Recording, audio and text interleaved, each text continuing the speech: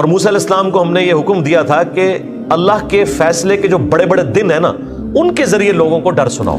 یہ ایام اللہ کون سے ہیں؟ ایام اللہ وہ دن ہیں جن دنوں میں اللہ تعالیٰ نے اپنی قدرت کے بڑے بڑے فیصلے کیے۔ قوم نوح جس دن برباد کی گئی، قوم عاد، قوم سمود، ان قوموں کی تباہی کے جو دن تھے نا، وہ ایام اللہ ہے۔ گرمی میں روزہ رکھنا بھی صبر ہے۔ گرمی میں فجر کے وقت جب نیند بھی نہ پوری ہوئی ہو، اٹھ کے نماز جماعت سے پڑھنا بھی صبر ہے۔ سردیوں میں ٹھنڈے پانی سے وضو کرنا اگر گرم میسر نہ آئے تو یہ بھی صبر ہے۔ حلال اور حرام کی تمیز کرنا، روکھی سوکھی کھا لینا لیکن حرام کا لقمہ اپنے منہ میں نہ ڈالنا، یہ بھی صبر ہے۔ پورے کا پورا دین ہی صبر کے گرد گھومتا ہے جی۔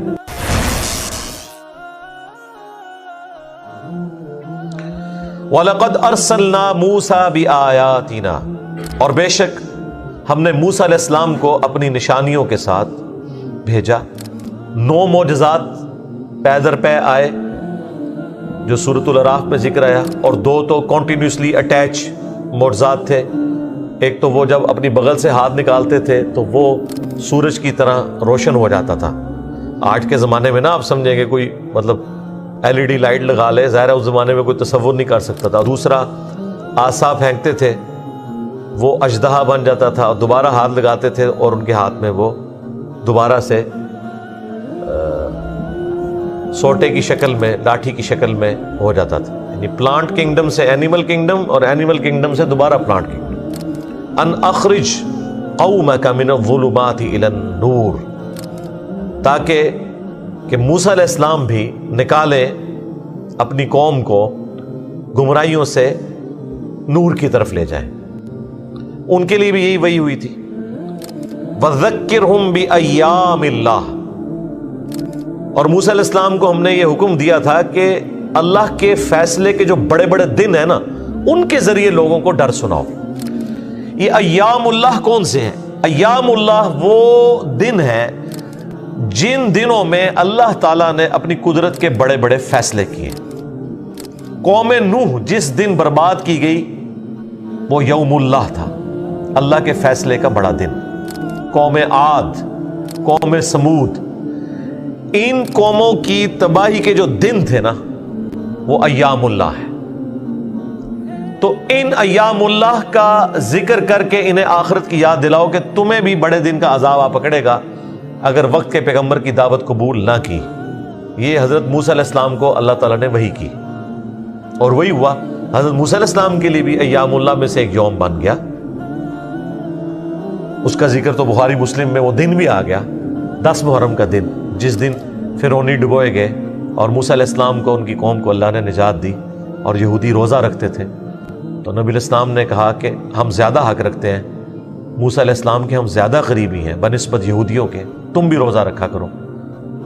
تو بعض اصحاب نے عرض کی کہ یہ تو ان کی ساتھ مشابہت والا معاملہ ہو جائے گا۔ تو نبی علیہ السلام نے فرمایا کہ تم پھر 9 اور 10، اگلا سال اگر مجھے نصیب ہوا تو میں 9 اور 10 دونوں کا روزہ رکھوں گا۔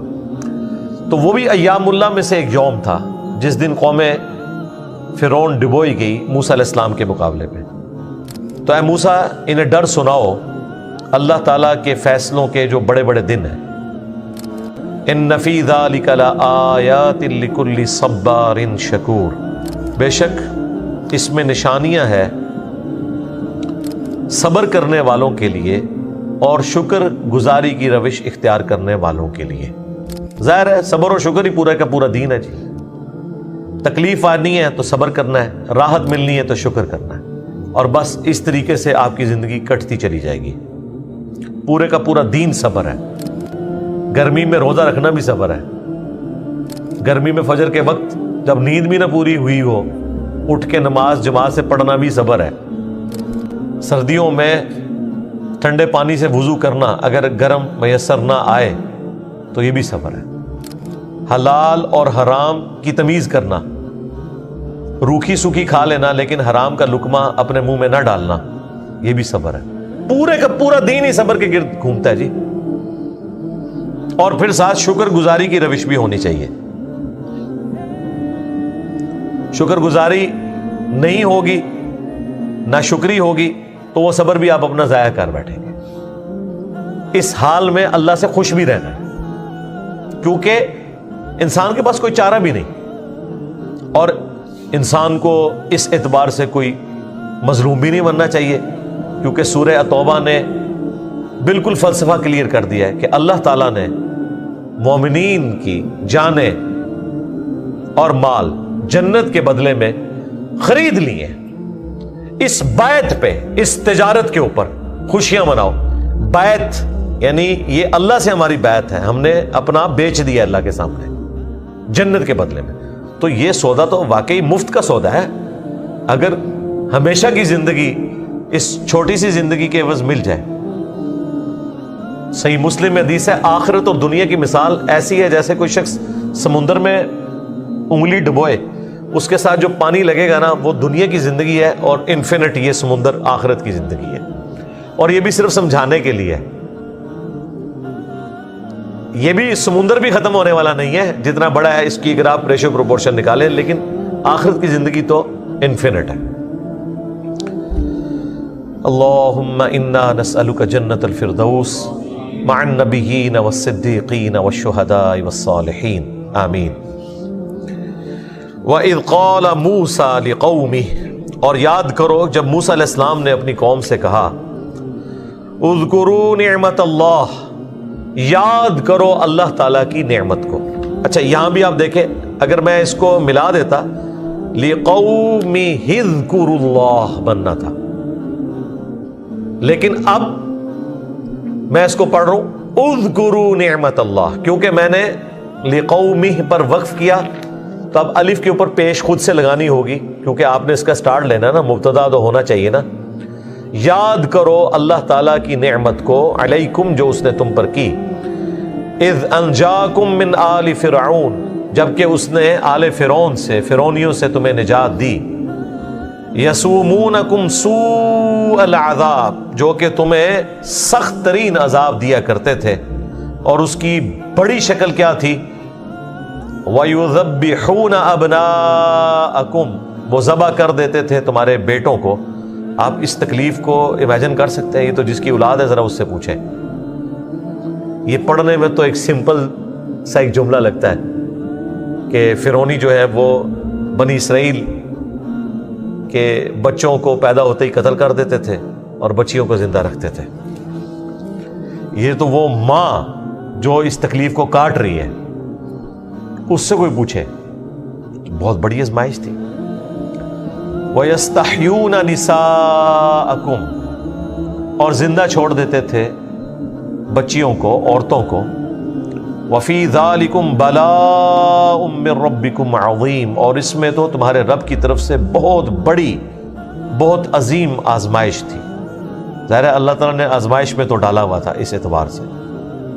یہ آلموسٹ 300 سال تک آزمائش کاٹنی پڑی ہے بنی اسرائیل کو، لیکن یہ کنٹینیوس نہیں. جب کبھی اس کو غصہ آتا تھا، کوئی نجومی پٹی پڑھاتے تھے تو یہ کام کرتا تھا، پھر بیچ میں کوئی ریلیکس کرنے والا پیریڈ آ جاتا تھا، اور اس طریقے سے یہ معاملہ چلتا رہتا تھا، ورنہ تو بنی اسرائیل کی نسل ہی نہ آگے چلتی. وَإِذْ تَأَذَّنَ رَبُّكُمْ، اور یاد کرو جب تمہارے رب نے یہ اعلان کر دیا، اس کی طرف سے تمہیں یہ مطلع کیا گیا، لَإِن شَكَرْتُمْ لَأَزِيدَنَّكُمْ، کہ اگر تم شکر گزاری کی روش اختیار کرو گے تو بالضرور وہ تمہیں اور عطا فرمائے گا. یعنی شکر گزاری کے عوض اللہ تعالیٰ نعمتیں عطا فرماتا ہے، اور نعمتوں کے لیے کہ صرف مال کا آنا ضروری نہیں ہے. نعمت میں اچھی صحت، اچھی بیوی، اچھی اولاد، اور سب سے بڑی نعمت کہ انسان ایمان کے اوپر ثابت قدم رہے مرتے دم تک، تاکہ آخرت کی ہمیشہ کی نعمتیں اس کا مقدر ہو جائیں.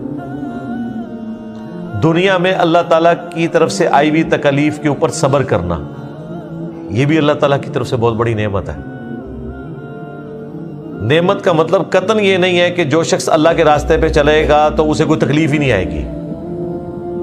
اس طرح کا دین جو وائزین پیش کرتے ہیں، اس دین کا قرآن و سنت سے کوئی لینا دینا نہیں ہے. اسی لیے اکثر لوگ پوچھتے ہیں جی جب سے دین پہ چلے ہیں جی کاروبار ٹھپ ہو گیا جی، تکلیفیں آنا شروع ہو گئی ہیں. اب اندازہ کریں، مطلب یہ کون سا کرائٹیریا آپ نے بنا لیا ہے؟ آزمائش تو اللہ تعالیٰ نے کرنی ہے. یہ تو دجالی فتنہ ہے.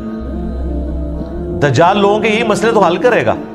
جو صحیح مسلم میں آتا ہے کہ بارش برسا دے گا، زمین سے سبزہ اگا دے گا، تو لوگ تو اس کے پیچھے چلیں گے. لوگوں کو یہی تو چاہیے تھا. اور اس کے ساتھ جنت بھی ہوگی، جہنم بھی. جسے وہ جنت کہہ رہا ہوگا دراصل وہ جہنم ہوگی، اور جسے وہ آگ بتا رہا ہوگا دراصل وہ جنت ہوگی.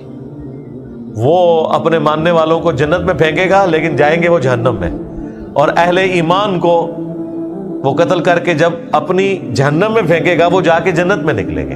کیونکہ دجال بھی بیسیکلی اللہ تعالیٰ کی طرف سے ایک آزمائش بن کے آئے گا. تو اگر تم شکر گزاری کی روش اختیار کرو گے تو میں تمہیں زیادہ دوں گا. آپ سنن نبی داؤد میں حدیث ہے، سنن نسائی میں موجود ہے، نبی علیہ السلام نے حضرت معاذ ابن جبل کو یہ نصیحت کی تھی کہ معاذ فرض نماز کے بعد کبھی بھی اس دعا کو نہ چھوڑنا. اللہم اعنی علی ذکرک و شکرک و حسن عبادتک. اللہم کے ساتھ بھی ہے اور ربی کے ساتھ بھی یہ دعا ہے. ربی اعنی علی ذکرک و شکرک و حسن عبادتک. اے اللہ میری مدد فرما اس بات پر کہ میں تیرا ذکر کروں اور تیرا شکر کروں اور احسن طریقے سے تیری عبادت کروں. تو اس کی توفیق بھی ہم نے اللہ سے مانگنی ہے. کوئی شخص صرف اپنی کمپیٹنسی کی بنیاد کے اوپر یہ چیزیں نہیں اچیو کر سکتا. ہمارا عقیدہ قدریہ والا نہیں ہے کہ ہر چیز انسان کے اختیار میں ہے، اور نہ جبریہ والا ہے کہ اللہ تعالیٰ زبردستی کسی سے کوئی کرواتا ہے. نہیں، درمیان میں ہم کوشش ہماری ہوگی، پھر توفیق بھی مانگیں گے، پھر اللہ تعالیٰ ہماری مدد فرمائے گا، اور اس طریقے سے یہ معاملات آگے چلیں گے. وَلَئِن كَفَرْتُمْ، اور اگر تم نے کفر کی روش اختیار کری، ان عذابی لشدید، تو بے شک میرا عذاب بہت زیادہ دردناک ہے. اللہم اجرنا من النار اللہم حاسبنا حسابا یسیرا. کفران نعمت نہیں کرنی، ایمان کا کفر بھی نہیں اختیار کرنا. کفر تو ایک ورسٹائل لفظ ہے. تو اگر تم کفر کی روش اختیار کرو گے تو بے شک میرا عذاب بہت سخت ہے.